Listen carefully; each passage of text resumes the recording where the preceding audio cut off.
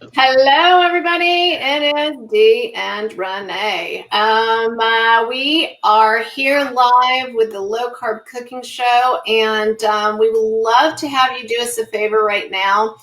Push the share button and tell everybody in your network all about our low carb cooking page and how people can live the low carb lifestyle with freedom to make great choices and use all the recipes that you love in a healthier way. So my friend Dee here is an expert recipe creator.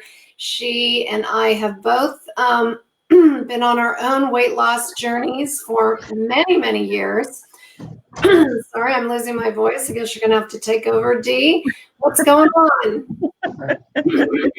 Oh, it's getting cold here in Alberta, Canada, so it's a great time of the year to be cooking and preparing meals, warm, hearty meals. And today we're going to share with you. Marlene she'll be watching, or she'll watch in the replay, and she really wanted me to recreate this chicken recipe that we are going to talk about and see today. And once I recreated it, the resounding response in my house was, "You can make that every week." So it got a big pass. So that was exciting. It's always exciting when the non-watching what they're eating population likes what I'm cooking. So, well, yes, and I think one of the things that's really instrumental in our lifestyle journey is when we bring our families along. And when we wrap ourselves around what really works for us. So, gosh, I'm sorry, I'm losing my voice here. So one of the things that I really found, and this is like 25 years ago, I realized that my body really responded better to really no carbs. No sugar, and it just worked better for me. And so that's how I've been managing my weight and my 65-pound weight loss for many, many years. And so I encourage everybody to take a look, and as we are still going through, I don't know about you guys, I know you guys don't have much going on, but we just went purple again over here in Riverside County. So they're shutting us all down again within the next 72 hours. So anyway, enough of that. Dee, tell us a little bit about, so these dishes have like an Asian flair to them today, right? well, they really do. And I actually wanted to share them all together because they all share a really common theme, and that is the hoisin sauce that I had made. And when you look up that sauce, there are many, many different ways that you can make it. So if you're a vegetarian, you could do it with black bean paste. I actually did mine with a whole peanut butter. So by a whole peanut butter, that means there are no vegetable oils or icing sugars or other things added. It's just pure ground peanuts. Now, there is also a certain percentage of the population that doesn't do nuts as well. So as we go, so maybe the black bean would be appropriate for you. So I try not to eat a lot of nut butters. However, in the sauce, today it lends the perfect hand for me versus the black bean paste. It's just not something that I tend to use a lot. So, okay. Yes. Yeah. Well, if you are live, give us a hashtag live. Dee and I have been participating in the Get Fit in 30 challenge. And if you'd like to join us, just put Get Fit in the comments section, and we will get you a link to that Facebook group where there's quite a few coaches. Megan is giving us workouts a couple times a week. Dee was getting her workout in on Sunday. I saw her sweat. And lots of good low-carb lifestyle dishes. This is not connected to any type of a diet program. Mm-hmm. It's really all about whole food health and wellness and, great nutritional nutrition advice and how to be healthy in real life without using a bunch of we can't live on protein bars and protein shakes, you guys. Okay, Dee, I'm gonna pop up the dishes and then I'm gonna pop myself out. Okay. So picture here is pork tenderloin with the peanut sauce. And I'm not a huge fan of pork. You will see that I don't do a ton of pork dishes, and that is actually, it comes from my family. It's not their favorite either. However, I do really like pork tenderloin, and I like it because it is just a very tender, a very lean cut of meat. And so to prepare it, in this dish, it is so simple and super fast. If you have pre-made your sauce, that is the most work you're going to do, and that consists of whisking together some ingredients set aside. I take a nice, it's about 1 pound or so 16 ounces of pork tenderloin, and I thinly slice it while it is frozen. So I do it while it is frozen, so that the knife passes through and I can make really nice paper thin passes. So when you add them to your skillet or your frying pan, they literally just cook in a couple of minutes. You transfer them out of the pan. You can heat up your vegetables, saute your vegetables that you're going to be using as a base. In the picture, I chose riced cauliflower. It was pre-done for me in a bag. The only ingredients, cauliflower. Heated that quickly up in the another skillet. I heated up my sauce, added my pork tenderloin back in to coat, and did a quick little sprinkle of sesame seeds and green onion. So this is a low carb maintenance recipe. However, it could be completely adaptable if you are doing a any type of losing program. And if something like, for example, the sesame seeds weren't part of that, you just simply omit them. Everything else can be adapted to make a weight reduction friendly recipe. I like to buy raw sesame seeds, so not ones that are pre-roasted, and then I just gently roast them in a skillet as well for a couple of minutes. So a really super fast, super simple stir fry that is delicious. Now here is my chicken. It is named after the general, I'm not going to say this right, So's chicken recipe. It's a chain chicken. And this Marlene requested actually that I do this chicken for her. And I actually don't know why I didn't do it earlier. So that is where actually the hoisin sauce comes in as the base for these recipes. So I did a low carb version, really simple. And instead of using flour and cornstarch to coat my chicken, I used ground almond flour. It's tasty, it's delicious, it puts a lovely golden coating on the chicken. So pictured is boneless, skinless thighs, trimmed of all visible fat, and then you dredge them in beaten egg and then the almond flour, and I air fried them actually instead of this chicken traditionally would be done in an oil fryer, and so I did mine in an air fryer, and the chicken chunks were done at 400 degrees for 10 minutes. And then the hot sauce was poured over them. And then as my base, I chose bean sprouts and snow peas for my veggies. And once again, in keeping in line with the theme, is the toasted sesame seeds and the green onions as a garnish. This is also something that you could make ahead, portion out, and put in your freezer and do a quick reheat on this chicken.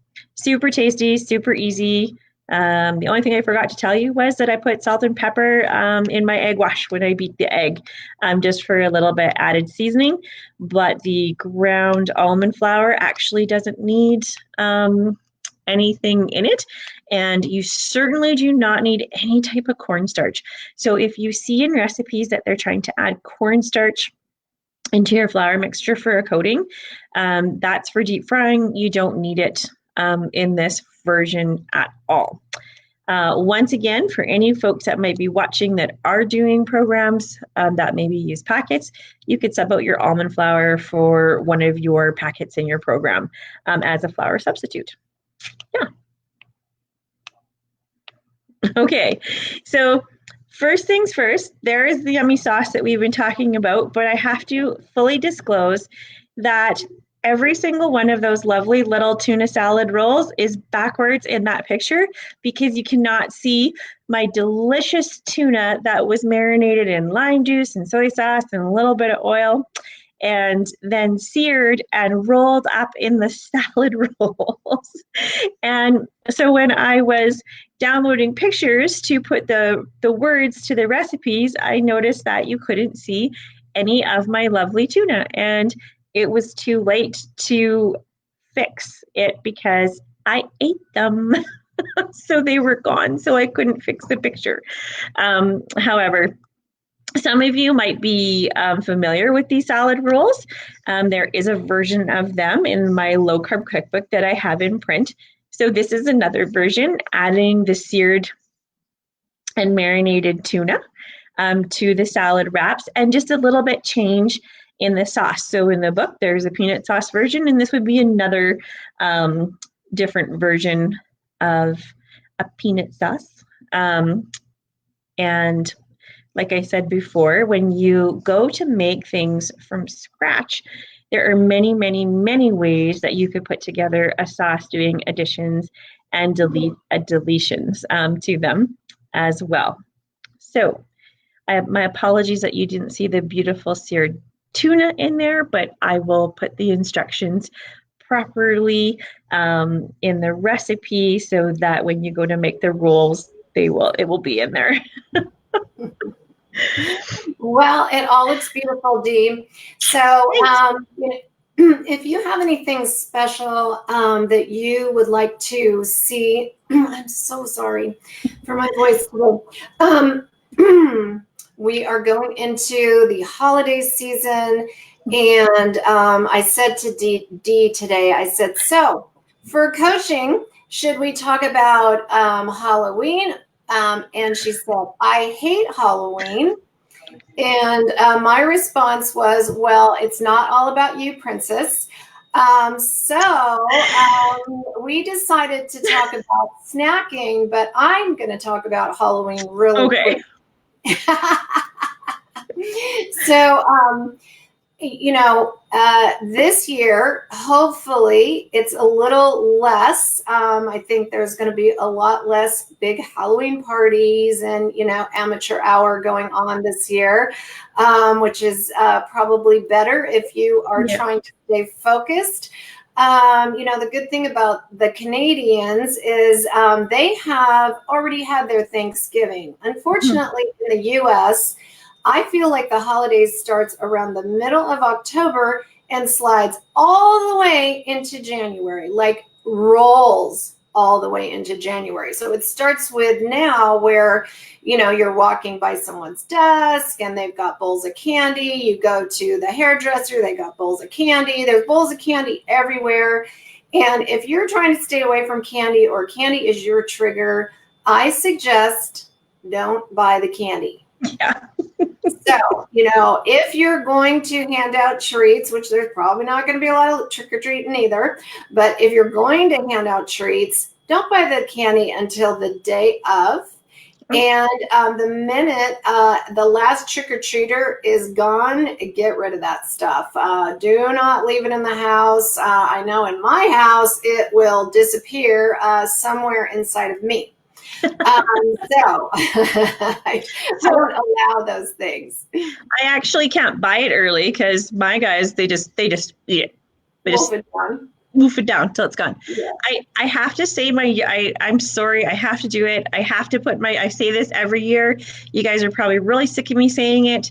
But that Halloween candy, that's, I know we get told a lot. Well, it's so tempting. It's there. I see it. It's the same candy that's been in the aisles all year, every day.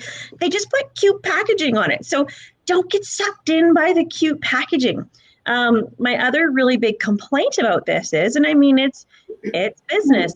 It's how big box stores do business. You can't get away from one holiday before the next holiday is already hit the floors. So the Christmas chocolate was in our Costco before Thanksgiving because they know we're going to have big gatherings. So heck yeah, let's get that chocolate 2 months out, before Christmas. People are going to buy it because it's there. So it's that reoccurring theme. Also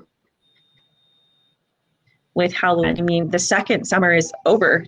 It's in the aisles, but guys, all those little mini chocolate bars, it's the same cheap, crappy, waxy chocolate that's by the tills in every grocery store. Don't get fooled by it. Don't get fooled by cute packaging. I just have to say that. Be strong. Be a good detective. Say you're not fooled this year. You're not fooled by the cuteness. Okay, wow. Sorry. All right. Well, I'll tell you what. Our subject on our subject line was about snacking, and June says that she loves snacks. So I'll tell you what my philosophy on snacking is, and that is that the snack companies made up the word snack. I never needed a snack. My mom didn't send me to school with a snack. She sent me to school with a lunch. And when I came home, there was some fruit if I wanted something. But we didn't have little bars, and we didn't have little this and little that and a bunch of stuff to snack on. So I'm not sure what your snacking philosophy is, but mine is just eat your meals. If you're eating the proper meals, the proper combination of macros, you're not going to be hungry. You don't need a snack. And so on that note, I'm going to let Dee take over. Renee's poor voice. I actually grew up in a house too where we didn't have prefabbed, pre-manufactured snacks either. And I actually also was in walking distance of my school that I went to K to 12. And so we walked home for lunch. So we didn't pack a lunch. And so there wasn't any of those pre-packaged little, well, they call them snacks, but really it's garbage. It's just junk food. Because, typically you're not going to open up a child's lunch kit and see a little container of grape tomatoes and then olives and maybe some whole cheese or leftover supper. Typically in a North American lunch kit, you're going to find a granola bar, which is really a chocolate bar. You're going to find fruit snacks, which is really all sugar, and so on and so forth. So another thing that I think, and this is just, it's 100% my opinion, but it's full disclosure. So when we do weight loss programs, sometimes we're referred to as we have a snack in our day. And it would just be great if we remove the word snack and replaced it with meal. So we're having a small meal. So in terms of snacking, think of what you would choose if you were going to eat a small meal instead of a snack. But June, tell us what your favorite snack is. And it's okay to be honest. When you are feeling snackish, what are you reaching for? Are you reaching for whole healthy foods, or are you, do you constantly scroll the pantry and the fridge for kind of that treat? Because that's what my brain associates a snack with.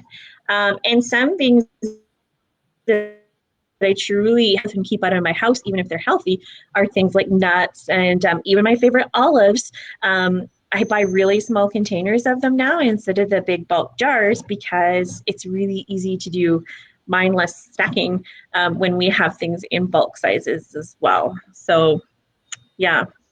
I totally agree with that. And one of the things that Dee and I have both been focusing on with our own health is the whole food, low carb lifestyle. And even in weight loss, using whole foods and understanding our macros, understanding, when we're losing weight, where to set our macros at. And Dee, I know you've been on your journey. I've lost a few pounds lately in the Get Fit group. So tell us a little bit. And by the way, if you want to join us in the Get Fit Facebook group, all you have to do is type in the words Get Fit, and we will send you a link to the group. Tell us a little bit about your journey this last spring and summer as you got away from the diet philosophy and moved into the lifestyle philosophy. Well, it's all we're all unique and we're all individual, and we all have our own personal health, digestives, autoimmune inflammation issues. And so something that is a real resounding issue for me is that I am seriously insulin resistant. Carbs are just not my friends, even if they come from whole food sources. So even in whole food eating, I have to be particularly careful on carbohydrates. And I've developed a little bit of my own opinion and philosophy. So anybody that's a little bit really carb resistant, I actually don't like counting in net carb anymore for myself. I like to count if the carb says there's 5, for example, I count them. It helps to keep my body and my brain in line. Another thing that for me, where whole food has become really important is that I am really very sensitive to fake sweeteners. And there is a gamut of them out there, and they are hiding in a lot of products that are touted keto. Please don't get sucked into those, folks, when you're trying to eat whole food. Those snacks that they're keto, they're not. They are, again, disguised. They're candy disguised. We can talk about those kind of things more. Maybe, one day we'll pick apart some certain examples. So my body feels better when I eat real food and when I eat a lot less of any type of fake sweeteners. That's my own personal issues and stories. Some people don't have any sensitivities, and then some people don't actually realize they have sensitivities and then their system starts working better, or they start feeling better, and then they go, oh, I could have maybe been contributing. Yeah, absolutely. And so if you have sensitivities or you find that you get really bloated after meals, you're eating protein bars, protein shakes, give us a thumbs up. Tell us what, if you find that you are sensitive. And Dee and I both noticed in our coaching throughout the years that the longer people were on artificial sweeteners, the more things kept coming up. And I know my personal goal is always to help my clients be healthier, not less healthy. So working on our being real with ourselves, and even that crosses into dairy. So one of the things for me that I really had to understand, even though it is considered part of the whole food lifestyle, is 80% of all people have a food sensitivity to cow dairy. Now, and maybe not medicine hat cows, Dee, I don't know. But over here in non-organic cow land in where we live, and at the local Safeway, or whatever your store is, it all of those things that cow is ingesting, the antibiotics, the hormones, same way with our poultry that, is not grass fed, and we're ingesting whatever they're ingesting. Mhm. And, as we go down the path towards better health, looking at some of those things. And if you want to talk on a minute about how you select your organic veggies, how you select cleaner products, and how much better that makes us all feel. Yeah, well, one of the I think the most important things that I think everybody needs to you have to get really real with yourself and your body. So if you eat something and it doesn't make you feel good, even if the industry tells you that it's good for you, you need to listen to your own body. So, I different from Renee. I can eat dairy without getting sick. However, I don't drink milk. I've actually never drank cow's milk since being a very small child. That's personal preference. I don't like it. I'm not a baby calf. I'm not a disbeliever. I just don't drink it. But over and over throughout the years, clients will say to me, well, I ate this and I didn't feel good. Okay. That is your body speaking to you. So it doesn't matter if it's a mushroom or if it's a tomato or if it's a piece of cheese or, there are folks who truly don't feel well when they eat red meat. There are folks who truly don't feel well when they eat chicken. I had a client who actually, if she ate chicken, it made her run to the bathroom. That was her reality. There was just, whether it's from not having the proper enzymes to digest it or having a true allergy to it. One of my most, honestly, it was like a revelation. I had a client, a very successful weight loss client, who then went into maintenance and became really sick. And it was perplexing because every week there was a new complaint about how awful she was feeling eating whole foods. This client went and had food allergy testing and was allergic to eggs, tomatoes, strawberry. Like, she had a half a dozen true food allergies. So my question to her was, did you not realize, pre-diet, that these foods made you feel terrible? And she goes, I just felt terrible all the time, every day. So I just didn't associate it with food. And then so once she had gotten herself to a healthy weight, so then the next question was, it was really quite interesting because, of course, I'm an egg lover. I eat a lot of eggs. So I said, the whole time you were doing your weight reduction, you never ate an egg. She's like, no, never, not once. I never chose it, as a protein source, or I never baked anything with protein packets or things like that. So it was really interesting, the things that she naturally stayed away from while doing her weight reduction. And then when she went to add them back in, they were making her sick. So very, very important to listen to your body. And so if you are eating dishes that don't make you feel good and you're not sure what ingredient it was, time to break things down and start adding things back in very slowly. I agree with you. Once we feel really good, and I Mhm.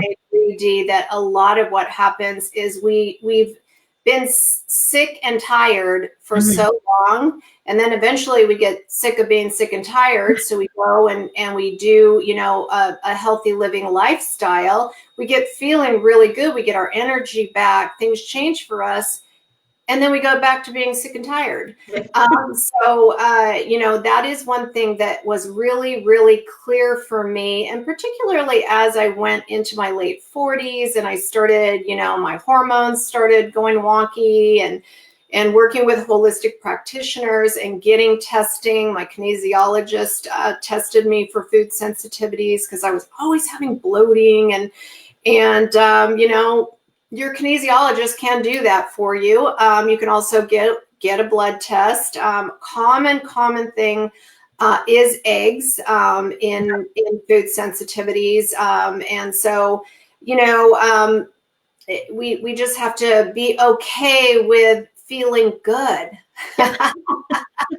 Get okay with feeling good, and make that your why. Make that your reason, that you want to feel good. And when our why is so big, we don't have any desire to, eat those things. I have to tell you, I'm always very transparent. Every once in a while, I overeat. That was my thing. I was an overeater. And when I overeat, I just feel like crap for like 3 days. And then I'm like, that's why I don't do this anymore. And it makes it so much clearer every single time. And now I'll do it maybe once or twice a year, typically after I had complete exhaustion from, entertaining for a week on end or 2 weeks on end during the holidays or what have you. And I really found I really had to think about it this last year. I was like, why did I do that? Like, what triggered that for me? And I literally Googled it, over reasons for overeating. And it said when someone is exhausted. And I was like, that's it. That's what that exhaustion triggers in me. I don't know. And especially if I'm by myself, I'll just eat everything in the house. And it's crazy. It's crazy. So that's now you know another thing about me. But we all have our triggers, and it's okay to learn about your triggers and then work with your coach or work with an accountability partner to overcome your triggers, because we can change anything we choose to change, right, Dee? Yeah, well, some of you have seen, so a lot of my, up close and personals, they don't ever see me without my hair and makeup done.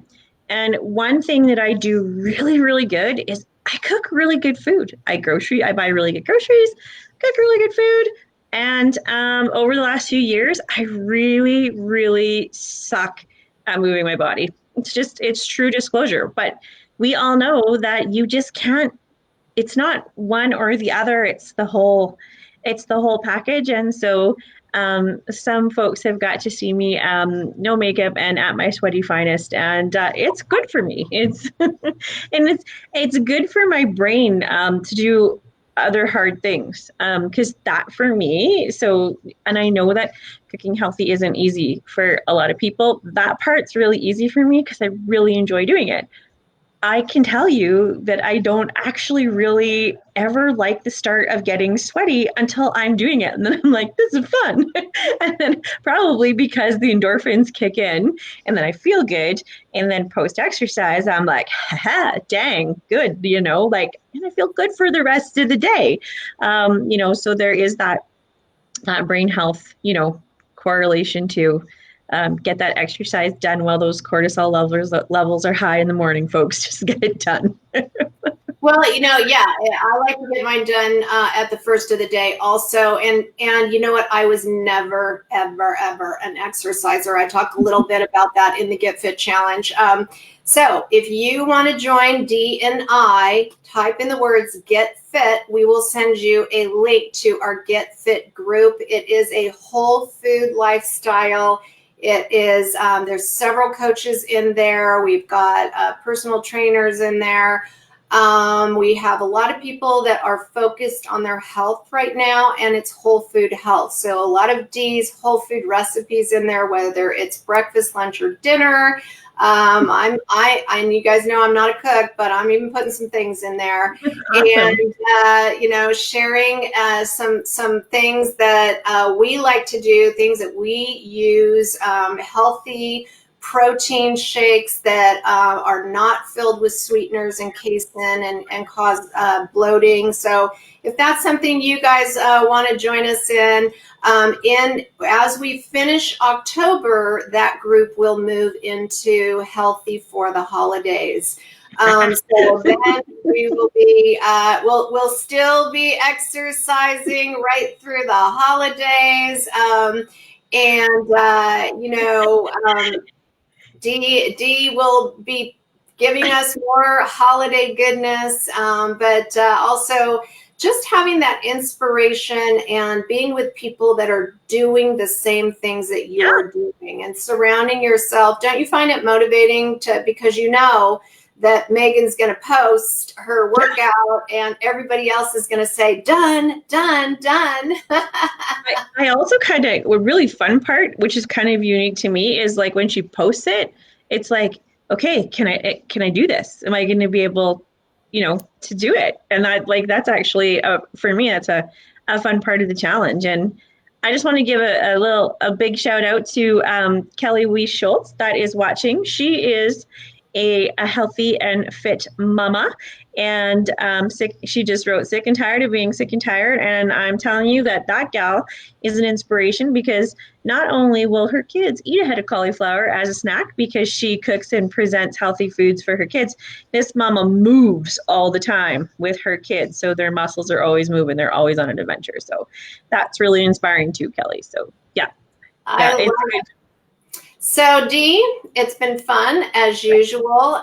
You guys, we promised to get on track. We seem to, it comes up and I'm like, oh, we're supposed to be doing a show this week. So we will get more on track to our schedule. And of course, the more you comment, the more it's going to bring up, our show. So when it brings up the show, make sure that you subscribe so that when we go live, you get that. And then when you comment in the comment section also, it sends it out to our little feelers, I guess, and it notifies you. The Facebook feelers. All right, you guys, have a great evening, and no Halloween candy according to Dee. No, don't get fooled. It's no hocus. It's no hocus pocus. It's not. Walk away. Okay, and I'm actually not going to leave this chair until those recipes are actually posted below the pictures right now. So I'm going to stay and I'm going to get those recipes up for you all right now. Awesome. Okay. Bye.